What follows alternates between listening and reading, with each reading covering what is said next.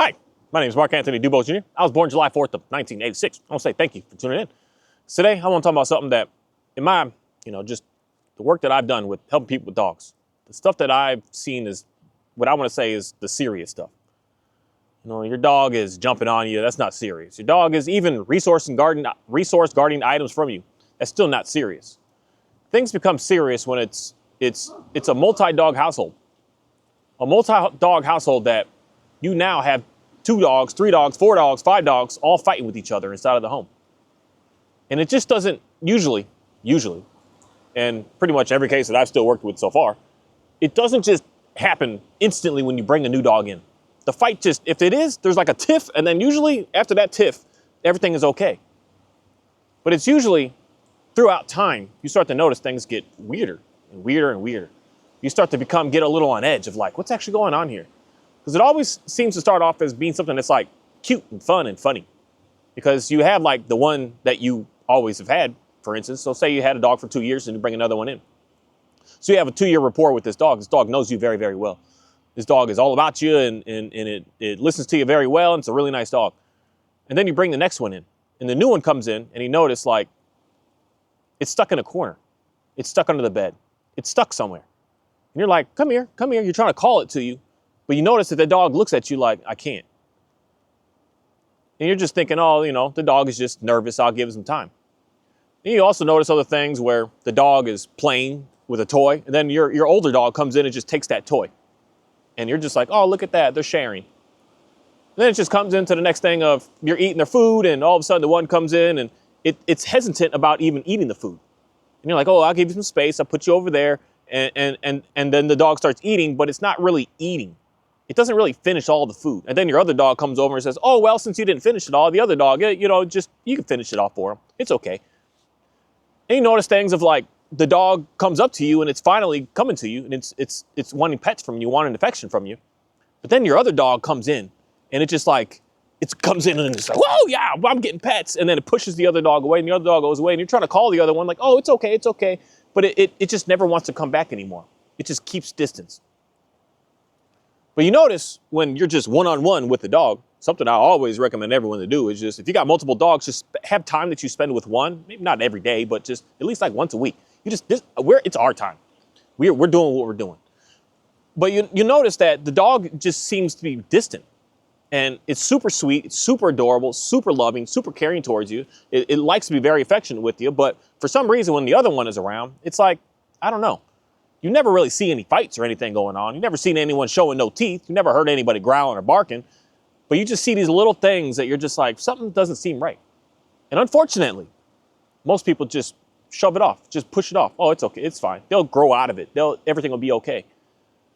Sometimes I'm going to say that may happen, but it doesn't happen in the way that I think that we want to believe it happens, that it just actually got better.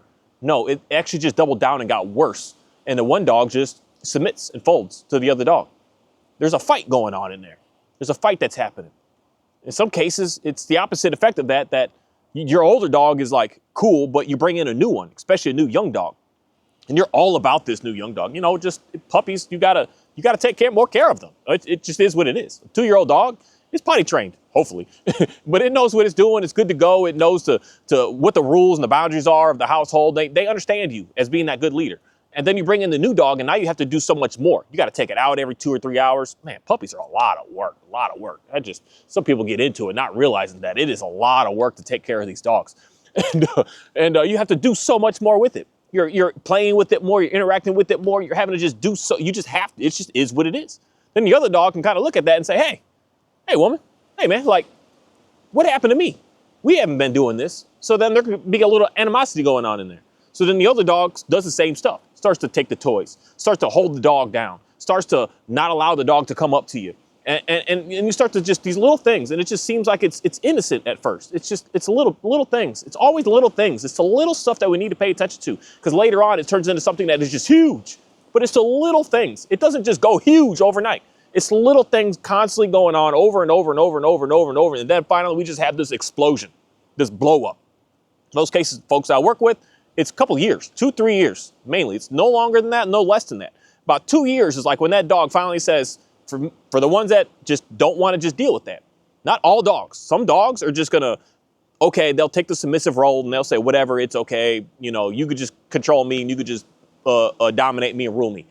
But then there's all the other dogs in reality that are going to fight back. They're going to stand up one day, especially if it's a puppy that's getting picked on. It's going to stand up one day and say, no, I've had enough. I'm done with this. I'm not going to allow you to do this to me anymore. And all of a sudden, this is the sticky part, because I'm going to say this, but I think every parent, everyone knows this. You like one for different reasons in different settings and different scenarios. So for me, like the dog I like walking and running with, my Dalmatian, I like her more for the sense that she does that. Doesn't mean that I like her more. It just means because of what she does in that, I appreciate her. Whereas my other, like Border Collie, moves the animals. When I need them moved, like this past couple days, I need them to be somewhere because they were just hounding on people out here doing some work. And I was like, I need y'all out of here. And when I see him do that, I'm like, oh, buddy, like you are the best of the best of the best. And so I really like him for that. But this is the thing that unfortunately, because same with children, they're not really seeing that side of it. They see that you get super excited in one thing and the other one is gonna, in a way, like feel left out. And especially, this is the part where it gets sticky. This is where I have tiffs here and there, but I don't have fights. I have my dogs look at each other, but they know to back down because I see you. I see there's a problem here, so I'm gonna address the issue. I have so many, because everyone's intact males and intact females is so hard. I have so many, all of mine. Johnny's the only one that's neutered. He's the only one. And he's the only one in reality that gets picked on the most. He's the one that gets picked on all the time by all the other dogs. And it's for me to see that and me to say, Johnny, I got your back. I got you. You're not here alone. But if I didn't see him, and I would think of him as being like, if my dogs were like, I'm the one that's the show here and the other ones are the one that need to pay attention to me, that fight is going to only escalate. This is how I got Johnny to stop fighting my dogs, because I saw that he was getting picked on. And so he just says, okay, I'll let it go, because the way I look at it around here is call it leader. I just call it boss man. It makes it easy for me. I'm the boss man around here. I'm the caretaker out here. I'm the one that's controlling the lands out here. I'm the one that makes sure that everything is going to be safe and calm and peaceful out here. So if you have an issue, you come to me. You don't go to the other dog. You come to me. You come to the one that can actually do something about it. But most households, that dog doesn't have that opportunity. It's alone. You've unfortunately, in the circumstances that it needed for said protection, you just pushed it away. Said, no, you're fine. Get out of here. You're fine. Get out of here. I don't want to listen to this right now. Get out of here. You kept pushing that dog away, pushing that dog away, pushing that dog away when it came to you asking for help. And after a while, once it realized that you're not going to give it the help that it's looking for, it's going to take it in its own paws. But a human is going to take it into their own hands. They're going to get to the point that they have no choice but to fight, because they're not being seen, they're not being heard, and they're just getting pushed around. That's when the dog fight just goes from everything, you knew something was a little off, but things just blew up at this moment right here. It's the little things, I'm telling you, every single day, there's little things to look for in these animals, or you're going to start to see chaos happening. And worst case scenario is, I say worst case, this isn't the worst case. The worst case is not that the dogs are actually fighting. The worst case is if you just completely ignore it and you allow that to keep on going for 15 years. You allow the dog to not be seen, to not be heard, to not feel safe, to always be under control of something else other than the leader that knows what's good. Because this is the thing that I see from so many folks. It's like, I allow my dog to correct my other dog. It's okay. It's okay until that other dog says no more. And then what? Then where do you go? That takes experience of working with lots and lots and lots of dogs. You're not going to be a person that's had like 2 or 3 dogs in your life and think, I'm going to allow my dog to just correct this dog. You're going to bring in that next dog. It's going to be an absolute disaster, because then you're going to have fights and fights and fights, thousands of dollars of bills, to the point that one day you're just going to come home and see 2 dead dogs in your living room, or 1, but worst case 2, because they both get attached to each other and it just turns into chaos, turns into an absolute massacre. And this stuff happens all day, every day. This is the phone calls that this is just what I would say is what I work with. This is all that people are really needing the help with. I'm going to say with dog training. It's because you're not paying attention to the small things, the small little things. So this is the thing that I would want everyone and anyone to really pay attention to. If your dog is correcting another one of your dogs, this is where I would say everyone's got their keep your dog off the furniture. Don't allow your dog in the bed. Don't feed your dog. Well, I don't feed my... Even that, don't feed your dog food from the table. Don't do all these things, because otherwise you're going to have a dog that's going to be dominant over you and pushing over you. And I would say, don't worry about none of that. Don't worry about none of that. Worry about the main thing is when you see that one of your dogs is trying to tell another one of your dogs inside of your household what to do. If one of your dogs is eating and the other one is sitting there growling and snapping at it, you got to say, hey, buddy, no, you're not doing that. And don't look at, oh, look, it's cute. No, it's not cute. It's not fun. But this is the thing. Unfortunately, our family units are like this today. Parents are putting children against each other to almost like compete for their attention and for their affection. And the one that does the best is the one that gets seen. The one that does the best on their grades. Oh, look at you. Oh, Mr. Jimmy, he's better than Sarah and Sam. You know, you two, you got work to do. But Jimmy here, he's the best. He got it all. He did it so good. And we're pinning our kids against each other. So it's like normal. It's used to us being able to grow up to see that. But this is the thing. That's where the family unit starts to just get destroyed. Gets destroyed. That's where the kids want nothing to do with each other when they're older. That's when the kids want nothing to do with the parents when they get older. That's like the normal of family units today, unfortunately, because everyone is just fighting against each other. And the leader, it didn't stand up and say, hey, I see what's going on here. I'm going to stop this. I'm not going to allow these guys to be fighting with each other. I'm not going to allow these guys to be bickering with each other. If you have an issue, you come to me and I'm going to deal with the issue. You don't need to deal with it on your own because I can see what's going on here. And this is the thing. Unfortunately, I don't think that most parents even notice what's going on with your children inside of your house, let alone that's going on with your dogs right now. And that's just constantly always going on all the time.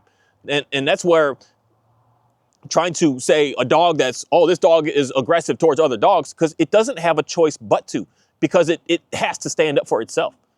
And this is the thing with, what I can say is most of these so-called reactive dogs out here. It has to do that because it doesn't have someone that it thinks is a leader that's going to be able to help protect them, save them, keep them safe. They have to lash out because they don't have no other choice.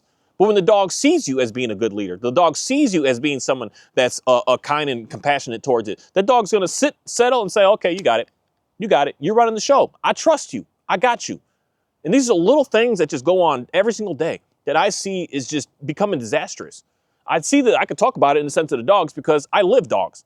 But when it comes down to the children, I haven't been in a situation where I could have like 9 kids together to see like what's going on here for real. What's really happening? Because that's constantly going on. And that's something that is just destroying us, destroying what we're all about. We're starting it in kindergarten right away from school, preschool today. My goodness, daycare today even. We're starting it so early on pinning each other towards each other for one to be better so that one gets more validation. Where the other one that didn't do better, oh, that one is that's a weak, pathetic one over there. Don't really pay attention to that one. That one's not the good one. That one's not right. But this one here, this is in the human sense, they call it, this is the golden child. This is the one that's just always right. Everything's always perfect with them. Everything's always the best. And you create an extreme amount of hostility. And that hostility, when it comes to kids, most cases, a kid will slap another kid and you don't have an issue. But when it comes to the dogs, you end up with a dead dog. You end up with $8,000 surgeries that you're having to constantly keep on doing. You're ending up with 2 separate households in reality. You got the one dog that has to stay over here, one dog that has to stay over there, and you can't bring together nothing. You have absolutely no peace. You have no harmony inside of your household. Everything is on edge. Everything is just this weirdness. The dogs can cause just, if not more, division in marriages than what a child could. Because I'm not a marriage counselor, but I've seen some crazy stuff on how dog can divide humans, how dogs can divide a married couple. It can make y'all just want nothing to do with each other because of what's going on with these dogs. And the part that makes it worse for me that I just see as being obvious is one dog likes one person more, one dog likes the other person more. So when those two start to fight, the husband and wife have to start to fight. When the husband and wife start to fight, now the dog's fight escalates even more. It's just a constant loop that's just destructive. It's destructive. And it's because one isn't being seen, one isn't being heard. And this, again, comes down to, if you're married right now, does your spouse see you? Are you seen? Are you heard? Is your voice, does it matter? Does what you do matter? Does everything about you, do they understand what's going on here? Because if not, I'm telling you, that's going to be the start right there of a division that's going on inside of your household with everything else. If you're not being seen, you're going to be fighting all the time.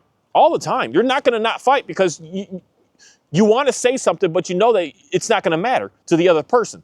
So you have no choice but to kick and scream and holler and yell and battle and just bicker. You have no choice. You have to. Because otherwise you're just going to get beat down, and you can't live that way. Some people, you live that way. You just submit and just fold, and that is what it is. But most don't do that. Most stand up and say, I'm not going to allow you to treat me like this. I'm not going to allow you to talk to me like this no more. I'm gone. I'm done. And then that goes on. That's what happens in the dog sense. The dogs have no choice but to have to battle because one's not being seen. And it starts with the little things. It's the little things. especially when the dog comes up to you and you're petting it, and then the other one just comes in and bum rushes that dog and is like, pushes it out of the way, and it's just like, no, I want all the pets. And then you just push the other dog, you're like, oh, I'm sorry, and then that one you just keep on petting. Because there's something that I will say that deep down, you do like one over the other. There's one that just has differences that you're just like, I like this part of you more, and that happens right there. And then the other dog gets pushed off, and it's like, well, man, like, you don't really care about me at all, do you? So I got to fight and defend for my own self now because you don't hear me. You don't see me. You don't notice that I'm even here. Then the fight just turns into chaos. Again, it's stuff that's just, it's small little cuts every day. It's not just this huge blowout that happens that everyone says, oh, it just came out of nowhere. And I can always diagnose and pinpoint, ask questions of what you've been seeing this past 2 years. Did the dog do this? And you're like, oh yeah, he did that. He does do that. Did his dog do that? Oh yeah, he actually does do that. When you're giving the dog, because this is something that I'm working on with the Dalmatian, with she thinks that she's like, I'm the show, I'm the it. When I bring out a treat or I bring out a toy, I bring out a bone, I don't have toys, but I'll bring out a bone or a treat or something, she's like, oh, I'm getting that first, and trying to push the other dogs away. So I purposely, I'm like, well, you're unfortunately last in this moment. I'm gonna get to you, but you're not gonna be the show to take over from everyone else, because it happened for a little bit. She would bum rush me and Johnny would just walk away, and I was like, oh man, we're gonna have a fight here. We're gonna have a fight because Johnny is not seeing right now. He's gonna have to do something to say, hey woman, like get up. Hey dog, get off me. Don't be doing that to me. Get away from me. And so I had to say, hold on girl, I got you. Give me a second. Johnny, I see you. And then he comes and he's like, okay, we're fine, we're good. Because I could see the small little subtle things that are going on with the day by day by day by day things. And that's what matters the most, not this huge blowout. That's the thing that, unfortunately, I don't know what it is today, but I know what it is today, but I don't understand it. How everything needs to just be instant. Everything is just right this second. Everything is right this it got to be right now or not, or it's no good, or else. And that's a horrible way to be looking at everything, because then when you're looking at it that way, you're not paying attention to why things are going on. You're just looking at the causes of what you see, not the why of what's happening. Why? Why is this going on? What's happening behind the scenes? Why did this get to this point? Everything seemed to be okay, even though I knew something was a little off, but I thought that we would just get past it and it would be all right. It's me understanding, me messing up many relationships in my life with girls and women. That's a major concept right there that I just really had to understand. If something doesn't seem right, it's not right. So you need to do something. You need to put in action with something. You need to change something. You need to make something. You gotta speak up and say something's not right. Don't just try to ignore it thinking that tomorrow it'll be right. I don't know why, but life just doesn't work that way. You don't just go to sleep and wake up and, no, everything's perfect now. It just doesn't work that way. It doesn't happen that way, especially when it comes down to a relationship with another person. You shouldn't have to work so hard at it if you're seeing all of the things that are going on when you're like, I'm not sure right now. If you address that situation in the moment of that situation, you're not going to have no blowouts. You're not going to have no issues. But when you just ignore it and be like, I know something's not right, but we'll leave it alone. We'll leave it there. That's where the tricky stuff starts to happen. That's where these dogs are so easy to work with when you're paying attention to all the little things going on each day and not just thinking you can just put it away and think that next month it's going to be okay. Oh, he's going to grow up and be an adolescent. It'll be okay. Because that's where things get complicated, especially when you have an older dog and you bring in a puppy. You're allowing that dog to correct that puppy over and over and over and over and over again, trying to say, oh, my dog knows the rules, so he'll teach that dog the rules. You are setting up for absolute failure if that's the way you're looking at it, because you're pitting those two dogs against each other. You're not making them be seen as being said equal when they should be equal. One shouldn't be more greater than the other. They should be equal. Equal in the stance of who they are, the attention, the affection that they get from you. Not equal in the sense of what they do, but equal in the sense of just them, what they represent. 2 or 3 or 4 or 5 or 6 animals or humans or whatever. They are equal. But when you're saying so if I bring one here, because I used to do this and I caught huge problems with myself, that Johnny is the one that knows the rules really well of like, don't leave the patio if I don't say to. So I would bring a dog here, and the past three dogs I've had, is it 3, 2, 3? 3 now, that I would say to him, like Johnny, I would say, hey, lay down, and he would lay down, and then when the other dog would get up, Johnny would get up, get in that, and it's a big dog, he'll get up and get in his face and look at that dog and put extreme amount of pressure on that dog. And I'd look at that and say, yeah, Johnny, you teach him the rules around here, you know what it is. But then I started noticing the fight instantly started happening. the fight was starting to just build. The fight was just, it was ready to happen until I looked at that and said, there's something wrong here. Just even though he knows the rules, I can't put it on him to be the enforcer of these rules. I am. I'm the leader here. He's not. I need to be the one to say to each one what's going on. And ever since then, my goodness, now I could say this is the big problem I used to have. Is I would say no to one dog, and all the dogs are like, oh, what I do wrong, what's happening, doom and gloom. They'll just be like, something's wrong with them. That's where things get really complicated. When you say no to one, and then all the rest think that you're also saying no to them when they're not actually doing anything that you weren't looking for. So one of the dogs, a classic scenario at my house is, they're all sitting on the patio hanging out. One of them is somewhere where they shouldn't be, and I'm saying no, go home to one of the dogs, and the other dogs are like, what the heck did I do wrong? I'm here. I'm just hanging out. Like everything's fine. So then they start to get this weird animosity in them.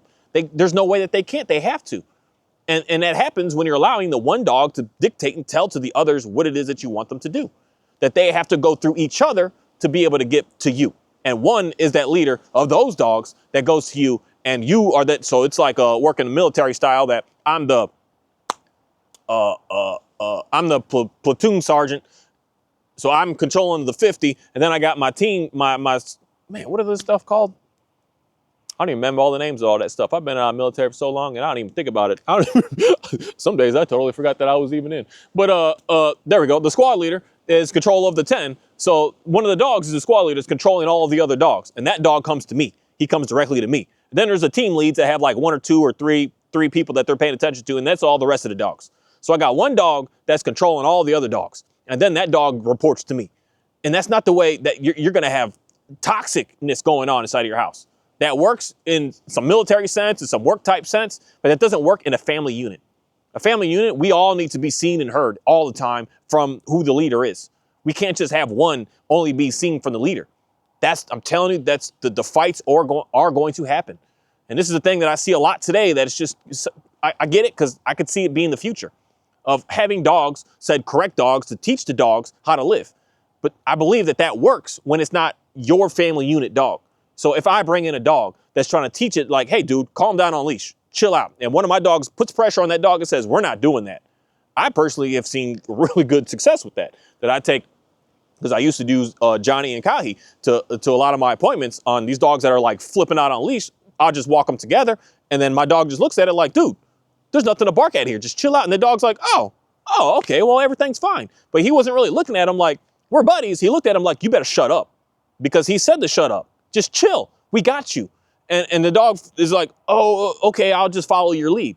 And then that dog gets better of knowing, okay, I could just follow this person's lead. It's okay. I've seen success with that.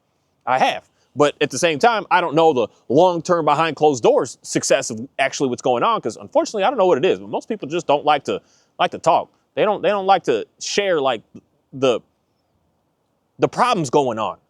I'm cool with hearing the problems.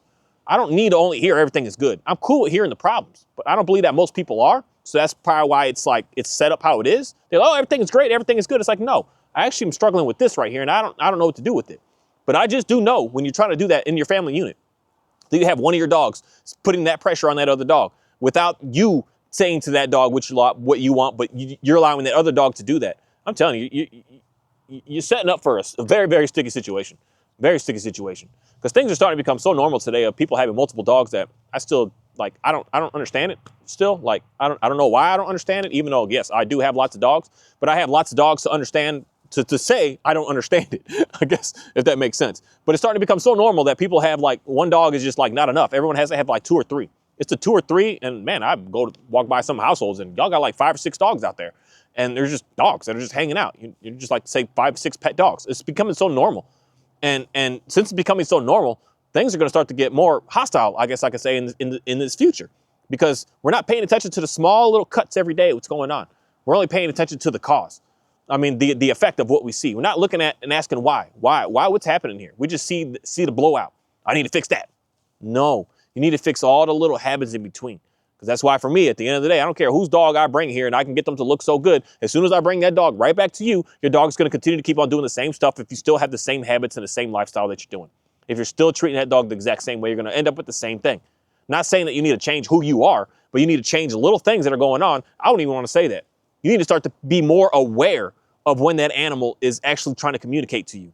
and be able to understand what that animal is communicating to you so that you can be able to allow the animal to be heard and to be seen. That's the main thing. You don't need to change you. You need to change your awareness of what you're seeing so that you know how to be able to communicate effectively. Communication is the key.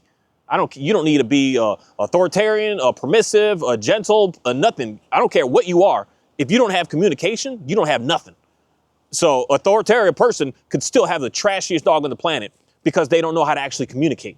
And that's something that, in my opinion, is kind of the worst off scenario, in my opinion, because in most cases, you're saying you better do it or else. And there's no questioning why. There's no, I don't care about what you think. I just listen to what I'm saying. And my saying is law. My saying is it. My saying is there's no other options here.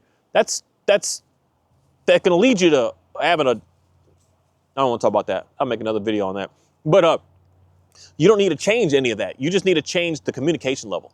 You could be the most softest, sweetest, innocentest, just care, like not wanting to yell and scream, put no pressure on the planet and still have a phenomenally fantastic dog if you know how to communicate to that dog. And when you need to be able to say no to that dog, say the dog's on a counter, you need to look at him and say, hey, buddy, I don't want that. The dog needs to understand that. When a dog is doing whatever, you need to look at that dog and say, hey, I don't want that. You don't need to come in with a physical force or like or else type language. You just need to be able to make sure that you can communicate.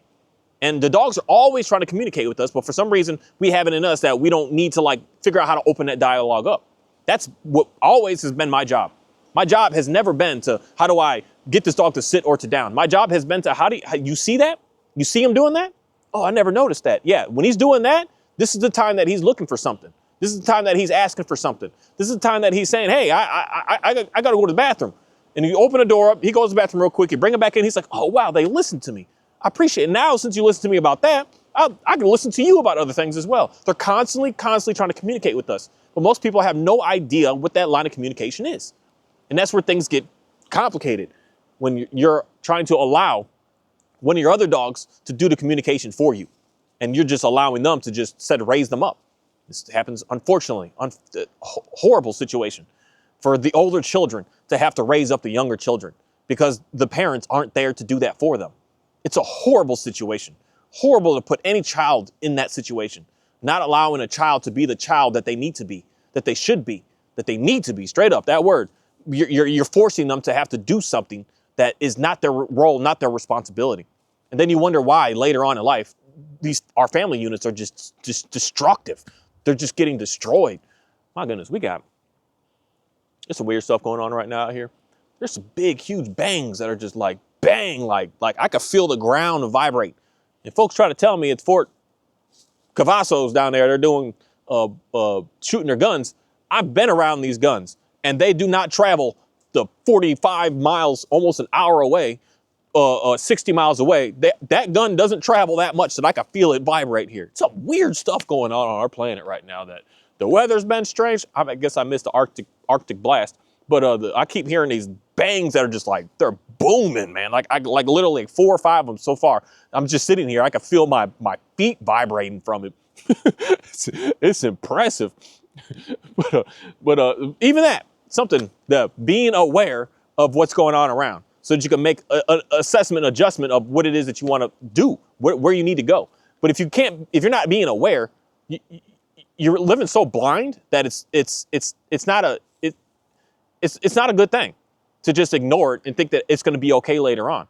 You can't live that way. You got to be more aware of what's happening around you, more aware of what is actually really going on. This is the thing, not paying attention to some TV show and some news and some of this and some podcast guys, but aware of what's going on around you right now.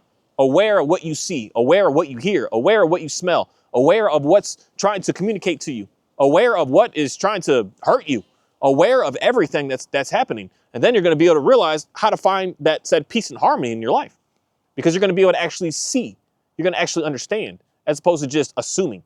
And when we start assuming, man, I made a video on assumptions. I got so many videos that I need to, in reality, just say remake, because they're not even for public anymore. But there's another boom right there. I can feel it on the ground. So many things that I used to say in a lot of my old videos that I kind of just want to almost like do a redo of, because it's something that for whatever reason, lots of people are in this assumption that it's like, it's them and it's not you. Like, you're so perfect and holy, I guess I can say, that everything else is a problem. You put blame everywhere else. But that's just not true. There's going to be weird off things. But most all of it is you weren't aware of what's going on in you. You weren't paying attention. And not paying attention, that's where you see the chaos start to come into your house. And now, unfortunately, that chaos is coming into people's households because we're not paying attention to what's in our household. We're so focused on over there. But in your house, straight up, it's a mess. And you need to be aware and be able to look at it, be able to pay attention to it. Thank you.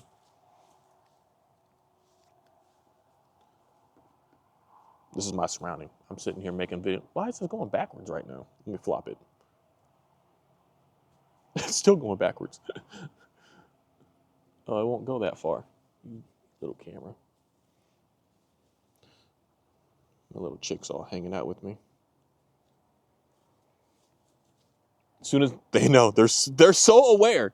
You see how she just froze up? She's like, oh, you're looking at, I wasn't even looking at her. The camera was looking at her. She sensed that something is looking at her. She's so aware of like seeing what's going on around. These animals are just so on alert, not in a, am I gonna die in something wrong sense? Because she could have froze right there. That little chick could have froze. She's looking at me and she's like, oh, I gotta run away. But she didn't. She realized, oh, actually nothing's going on. Everything is fine. And then when she realized like, hey, everything is fine, there's nothing going on, she just kept going back to doing what she's doing. All these animals are like that, except for some reason, us as humans, we're like not paying attention to anything that's around us. That's where I see the conflict go on. That's where I was always having problems in my households because I wasn't paying attention to what was actually in my household. I was just basically like putting it off to the side, like, oh, that'll be okay. I know it doesn't seem right now, but yeah, it'll be all right. And that's something that I just see so much on why some people are just amazing with their dogs and others are just no good because you're not actually paying attention to the dog. The dog is there.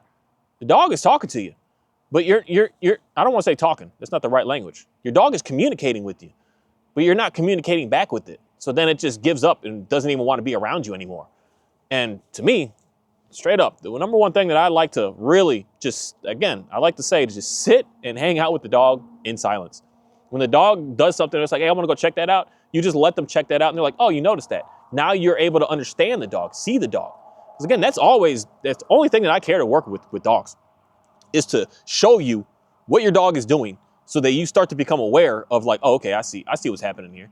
So that you can start to be able to do something about that as opposed to just never even noticing that was going on. That's the key to success on every single household that I've helped with dog-to-dog fights. This stuff is easy. No, let me change that. It's simple. It's not as easy because you now have to start to pay more attention to things that you never used to. But it really is really, really simple because as soon as you start to see the small little subtle signs and you start to do something about those subtle signs, everything just starts to change literally overnight because now the dog is like, oh, you see me. Oh, okay. I've been trying to tell you that I've been having issues with this dude over here or this dog over here. And you just never did anything about it. But now you're doing something about it. Now I can come straight to you. And then things just start to get smoother and smoother and smoother day after day after day. It doesn't take no obedience training. It doesn't take none of that mess. It takes being able to communicate effectively with the dog and being able to allow the dog to know that you see them, you hear them, you're there for them. And it really is really, really simple. But it's something that unfortunately, most of the stuff I especially see today with people trying to work on dog-to-dog fighting is just yanking the heck out of the dogs all day and just putting so much pressure on them, putting them in a room together and waiting for them to fight so that you can get in and try to submissive roll the dog or try to choke the dog or something because they're fighting in that moment. You're going to be on edge forever. You're not going to get out of it. You got to get out of it by being able to learn how to communicate effectively and see that the fight that's going on that you're not really paying attention to yet. It really is simple.